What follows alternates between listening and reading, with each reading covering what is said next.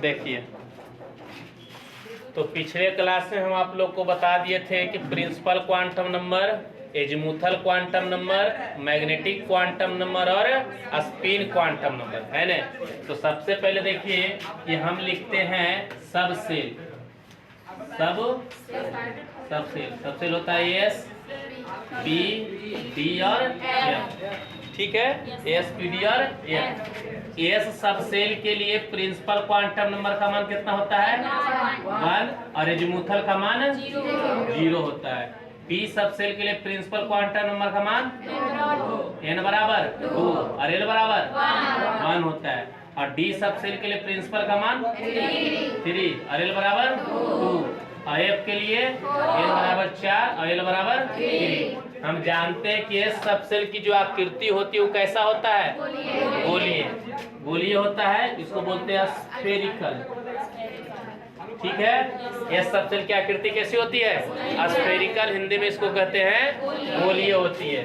P सब cell की आकृति कैसी होती है? डम, PE डबल H। और डी सब सेल की आकृति कैसी होती है? Double dumbbell.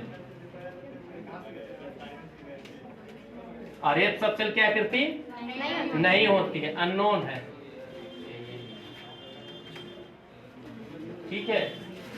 ये सब देखिए ऑब्जेक्टिव में क्वेश्चन पूछते हैं, 12th में भी आता है, 11th में भी आता है। एस सब सेल की आकृति कैसी होती है? तो गोलीय होती है। पी सब सेल की आकृति कैसी होती है? डबल डम्बेल होती है। डी सब सेल की आकृति कैसी होती है? Double dumbbell. और एफ सब सेल की आकृति कैसी है? माने यह जटिल होता है, लेकिन इसको 3 डायमेंशनल एक्सिस पर खींचा जाना संभव नहीं होता है, जिसके कारण एफ सब सेल की आकृति नहीं है। लिख लीजिए इसको।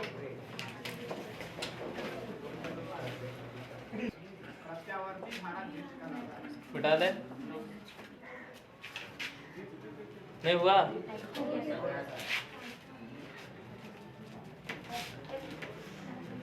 देखिए, स्फेरिकल आकृति कैसे बनता है, डंबल की आकृति कैसे बनती है, डबल डंबल की आकृति कैसे बनती है, इसको पिछले वीडियो में बता दिए है ना। अब आगे देखिए, यहाँ से आप क्वेश्चन बनाइए। हम क्वेश्चन लिखते हैं।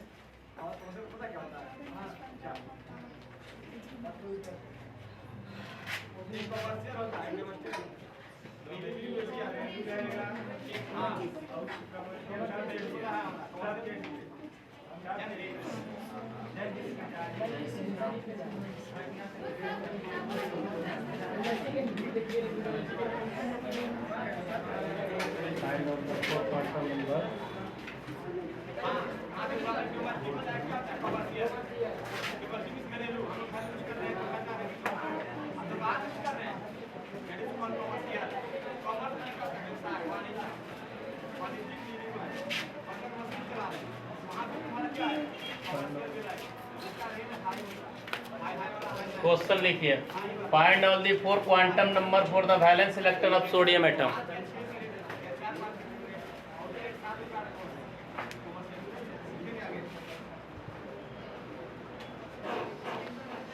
देखिए समझिए, मतलब हो गया कि सोडियम एटम के वैलेंस इलेक्ट्रॉन के लिए, किसके लिए? वैलेंस इलेक्ट्रॉन के लिए चारों क्वांटम संख्या का मान निकालना है, ठीक है। कि सोडियम परमाणु में जो संयोजी इलेक्ट्रॉन है उसके लिए चारों क्वांटम संख्या का मान कितना होगा? चारों क्वांटम मतलब क्या हो गया? प्रिंसिपल, एजीमुथल, मैग्नेटिक और स्पिन। तो सबसे पहले क्या करते हैं कि सॉल्यूशन करते हैं। तो हम लिखा सोडियम, और सोडियम का विन्यास कर लिए, क्या हो जाएगा? 1s2 2s2 2p 6 3s1। Valence कौन है? ये है ना। तो वैलेंस इलेक्ट्रॉन बराबर कितना हो गया? 1 है। और कैमा सब सेल में है? तीसरा एस सब सेल में है। और एस सब सेल के लिए ऑर्बिटल कितना होता है? एक ऑर्बिटल होते हैं। तो एस सब सेल के लिए हमने ऑर्बिटल कितना बनाया? एक। इलेक्ट्रॉन कितना है? एक। तो पहले क्लॉक की पहले एंटी क्लॉक, पहले क्लॉक वाइज होगा, तो हमने इलेक्ट्रॉन को क्लॉक वाइज में दिया। तो यहाँ देखिएगा तीसरा एस है, तो यहाँ पर जो होगा एन बराबर 3, n बराबर 3। और s सब सेल के लिए एजीमुथल क्वांटम नंबर का मान कितना होता है? 0। तो l बराबर कितना हो जाएगा? 0। और जब l बराबर 0 आ गया तो m बराबर कितना होगा? 0। और क्लॉक वाइज के लिए स्पीड क्वांटम नंबर का मान कितना होगा? +½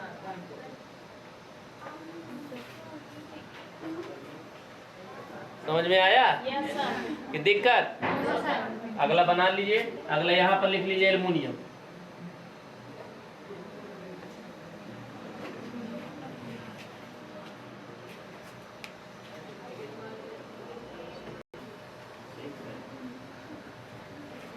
देखिए अगला किसके लिए है? एल्युमिनियम है, तो एल्युमिनियम का विन्यास कीजिए। तो क्या हो जाएगा? 1s2 2s2 2p6 3s2 3p 1 हो जाएगा। बैलेंस ही पूरा है ना? तो s के लिए कितने ऑर्बिटल? 1। और इलेक्ट्रॉन कितने हैं? 2। तो एक क्लॉक हो जाएगा, दूसरा क्या हो जाएगा? इसी में रहेगा, क्योंकि s का ही नहीं इलेक्ट्रॉन है। इन्हीं की s वाला p में डाल देंगे, दिक्कत हो जाएगा। समझ रहे हैं ना? s का जो इलेक्ट्रॉन होगा वो s में ही रहेगा, वो p में नहीं जाएगा। और फिर p के लिए बनावेंगे तो p के लिए कितने ऑर्बिटल बनता है? 3 ऑर्बिटल बनते हैं। 1 और 2 3 इलेक्ट्रॉन कितने हैं? 1। क्लियर? ये समझ गए? ये तो जानते हैं। इसके लिए +1 0 और -1 होता है। कैमा s है तो n बराबर कितना हो जाएगा? 3। s सब सेल के लिए l बराबर 0, m बराबर 0, s बराबर +½ पहले क्लॉक का निकलेगा और फिर इसी में निकालिएगा एंटी क्लॉक का। तो n बराबर 3 तीसरे में है, और उसके बाद l बराबर 0, m बराबर 0, s बराबर -7। s के लिए निकल गया चारों क्वांटम संख्या का मान। अब निकालेंगे p के लिए। तो p के लिए n बराबर कितना हो जाएगा? कैमा p है, तीसरा p है, तो n बराबर 3 ही होगा। अब p सब सेल के लिए एजीमुथल क्वांटम नंबर का मान कितना होता है? 2 होता है। 2 होता है। एजीमुथल का मान कितना होता है? 1। और मैग्नेटिक का कितना हो जाएगा इसके लिए? +1 होगा, क्योंकि +1 में है। और स्पिन क्वांटम के लिए +½ की माइनस प्लस का है होगा, क्योंकि कैसा है? क्लॉक वाइज है। समझ में आया?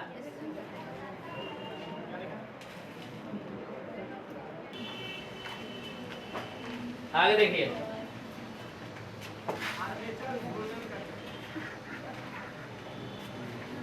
अब यहां से क्वेश्चन चेंज करते हैं। यहां क्या लिखते हैं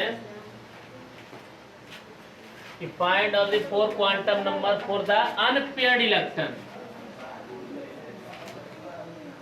अनपेयर्ड इलेक्ट्रॉन ऑफ एल्युमिनियम लिखते हैं। ठीक है? मतलब इसमें चारों क्वांटम संख्या का मान निकालना है। किसके लिए? अनपेयर्ड के लिए। माने जो पेयर नहीं, माने एक ऑर्बिटल में कितने इलेक्ट्रॉन? एक ऑर्बिटल में कितने इलेक्ट्रॉन होते हैं? 2 होते हैं। तो देखिए सबसे पहले क्या करते हैं? एल्युमिनियम लिखिए। एल्युमिनियम का विन्यास किए।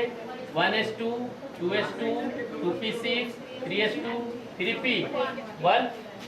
ठीक है? तो यहाँ देखते हैं s में 2 इलेक्ट्रॉन है, और s के लिए ऑर्बिटल कितने होते हैं? एक ऑर्बिटल होते हैं। तो ये तो s में फुल है, तो खाली ये हुआ।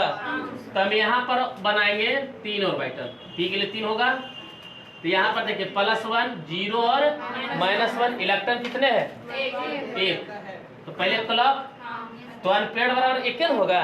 पेयर है ही, अनपेयर्ड है, तो यहाँ पर कितने इलेक्ट्रॉन है? 1 हो। तो इसके लिए प्रिंसिपल का मान यहाँ तीसरा p है बराबर 3। अब p सब सेल के लिए प्रिंसिपल क्वांटम नंबर का मान कितना होता है? p सब सेल के लिए हाँ 1 होगा। और मैग्नेटिक का मान कितना होगा? +1। और स्पिन का मान कितना होगा? +½ समझे?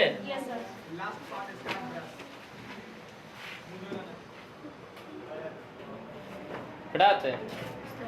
देखिए अब क्वेश्चन एक चेंज करते हैं। यहाँ पर हमने लिखा आयरन, क्या लिखे? आयरन। देखिए इसको सीख लीजिए। आयरन का बनाते हैं तो आयरन का क्या करेंगे? पहले विन्यास करेंगे। परमाणु संख्या 26 हो जाएगा। 1s2 की बनाइएगा, बनाइएगा, बनाइए।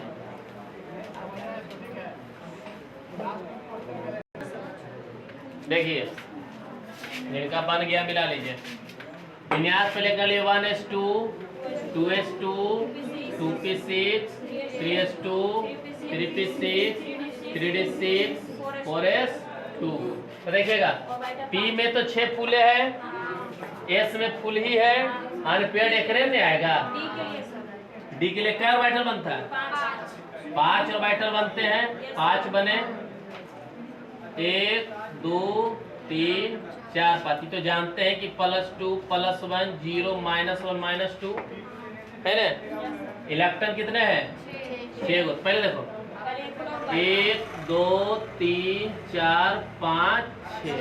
ये तो बेचारा ठीक है, दूगो अपना, कोई दिक्कत इसको नहीं है। समस्या में देखो ये चारों है, ये है ना पेड़ है।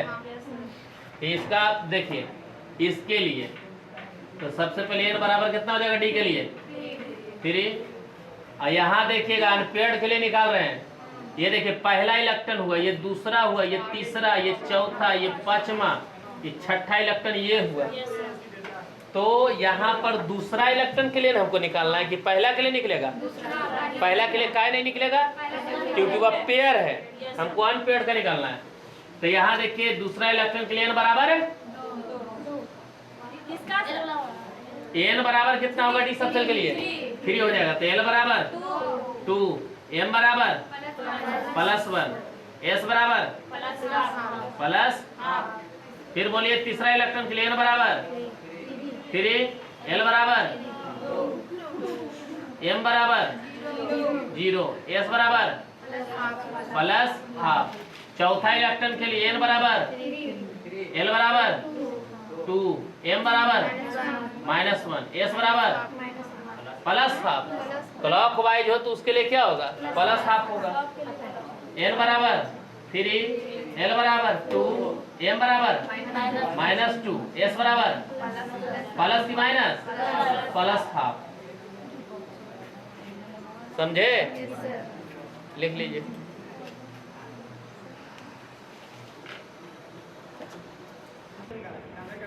समझिए ये क्वेश्चन देखिए भारतीय वन में दिया गया है ना, क्वेश्चन नंबर 9 है।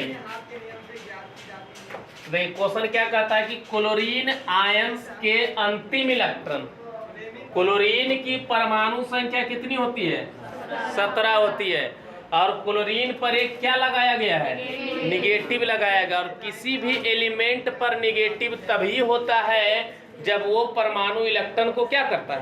ग्रहण करता है। तो क्लोरीन में इलेक्ट्रॉन की संख्या 17 होती है, लेकिन क्लोरीन आयंस में इलेक्ट्रॉन की संख्या कितना हो जाएगा? 18 हो जाएगा। तो यहाँ विन्यास 18 का होगा।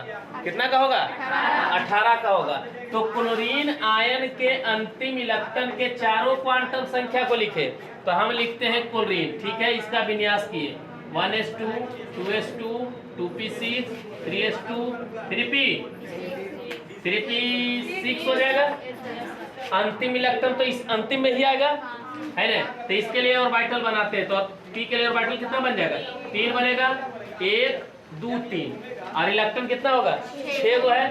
तो 1 2 3, ये हो गया 4, ये हो 5, छठा इलेक्ट्रॉन यहाँ आएगा और यही आयन वाला होगा, अंतिम इलेक्ट्रॉन यही होगा। तो यहाँ देखिए इसको अलग तरीके से डिनोट करते हैं, इसको ऐसे ऐसे लिख देते हैं, ठीक है। ये अंतिम इलेक्ट्रॉन हो गए। ये हो गया पहला इलेक्ट्रॉन, ये हो गया दूसरा, ये हो गया तीसरा, ये हो गया चौथा, ये हो गया पांचवा और ये हो गया छठा इलेक्ट्रॉन। तो कहता है अंतिम इलेक्ट्रॉन के लिए चारों क्वांटम संख्या का मान निकालें। तो चारों क्वांटम संख्या मैंने इसके लिए कह रहा है, ये होता है +1 0, ये होता है -1। कैमा p है तो n बराबर 3 हो जाएगा। और p सब सेल के लिए एजीमुथल क्वांटम नंबर का मान कितना होता है? 1 होता है। तो l बराबर कितना हो जाएगा? 1। और m बराबर कितना हो जाएगा? -1 काय होगा, क्योंकि उसमें जा रहा है। तो -1 और s बराबर क्या हो जाएगा, -½ हो जाएगा। तो यहाँ पर क्या हो जाएगा, -½ का होगा, क्योंकि इलेक्ट्रॉन की जो दिशा है कौन है, एंटी क्लॉकवाइज। आया समझ में कि नहीं, लिख लीजिए।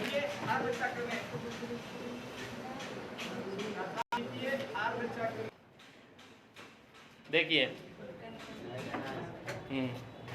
अब नहीं जनाता है तो डॉक्टर ही जाएगा जी, हम क्या कर सकते हैं। देखो बाबू, पढ़े का मौका है, पढ़ लो, फिर तो पढ़ना नहीं है। अभी जौन माहौल अभी चल रहा है पूरे देश में, समझ रहे हो। इधर देखो 2-3 दिन का पहले का भी न्यूज आपको पता होगा। एक किसान था, जमीन बेच करके पत्नी को मैडम बनाया और मैडम हेडमास्टर साथ फरार है। समझ रहे हैं ना। इसलिए जो पढ़ना है बस नहरे भर, आगे नहीं। वहाँ व्यक्ति आप चाहिएगा कि हमको एडमिशन करवा दीजिए, तो निर्भर करेगा पति के नेचर पर कि कैसे हैं। हो सके माहौल उनको याद आ जाए। ठीक है, ठीक है, ठीक है, अभी हैं। क्वेश्चन लिख लिए, चलिए यहाँ देखिए। क्वेश्चन कहता है कि कारण सहित बतलाएं कि क्वांटम संख्याओं के निम्नलिखित सेटों में कौन सा सेट सही नहीं है। मैंने इसमें चुनना है, 6 गो सेट दिया गया है कि कौन सही नहीं है, कौन सही है। तो सबसे पहले देखिए, यहाँ लिखा है प्रिंसिपल क्वांटम नंबर का मान 0। क्या कभी भी प्रिंसिपल क्वांटम नंबर का मान 0 होता है? नहीं होता। तो यहाँ कारण सहित दे देना है कि कभी भी प्रिंसिपल क्वांटम नंबर का मान 0 नहीं होता है, अतः यह सेट गलत है। क्लियर। दूसरा देखिए, दूसरा लिखा है प्रिंसिपल क्वांटम नंबर का मान 1, तो 1 तो होता है ये सब सेल के लिए। और जब प्रिंसिपल का मान 1 होता है तो एजीमुथल का मान निश्चित है 0 होगा। और जब ये 0 हो गया तो मैग्नेटिक भी क्या हो जाएगा, 0 हो सकता है। हो सके उसमें 2 इलेक्ट्रॉन हो तो उसके लिए -½ हो सकता है, अतः यह सेट सही है। समझ रहे। तीसरा नंबर में देखिए, प्रिंसिपल का मान 1 लिख रहा है, और जब प्रिंसिपल का मान 1 होता है तो एजीमुथल का मान 1 हो सकता नहीं है। कभी भी जब प्रिंसिपल का मान 1 हो तो एजीमुथल क्वांटम नंबर का मान 1 नहीं हो सकता है। और जब ये पर गलत हो गया, आगे से हमको क्या मतलब है, यही ना दिक्कत हो गया। जिस गांव हमको जाना नहीं उस गांव के रास्ता काहे पूछे। ठीक है, तो ये सेट क्या हो गया, गलत हो गया। आगे देखिए, यहाँ पर क्या लिख रहे हैं, n बराबर 2 लिखा है। n बराबर 2 प्रिंसिपल के लिए 2 है, तो एजीमुथल का मान 1 हो सकता है, हो सकता है। और जब ये 1 हो सकता है तो 0 भी हो सकता है, मैग्नेटिक हो सकता है 0। p के लिए लिखा है ना, तो p के लिए 3 बक्सा बीच में हो सके इलेक्ट्रॉन है, तो यह सेट क्या है, सही है। यहाँ देखिए, n बराबर 3 है, प्रिंसिपल क्वांटम नंबर का मान कितना दे रहा है, 3 दे रहा है। और एजीमुथल का मान कितना दे रहा है, 3। कभी भी प्रिंसिपल का मान 3 हो तो एजीमुथल का मान 3 होगा, कभी नहीं हो सकता। तो इसका मान क्या है, यह सेटे क्या है, गलत है। यहाँ देखिए, n बराबर 3 दे रहा है और l बराबर 1, क्या हो सकता है, काहे नहीं हो सकता है, हो सकता है। हो सके ये तीसरा p हो सकता है ना। तो n बराबर 3 के लिए l बराबर 1 हो सकता है, और l बराबर 1 हो तो m 0 भी हो सकता है। तो यह सेट क्या है, सही है। माने 1 2 3 सही है और 3 समझ गए, लिख लीजिए।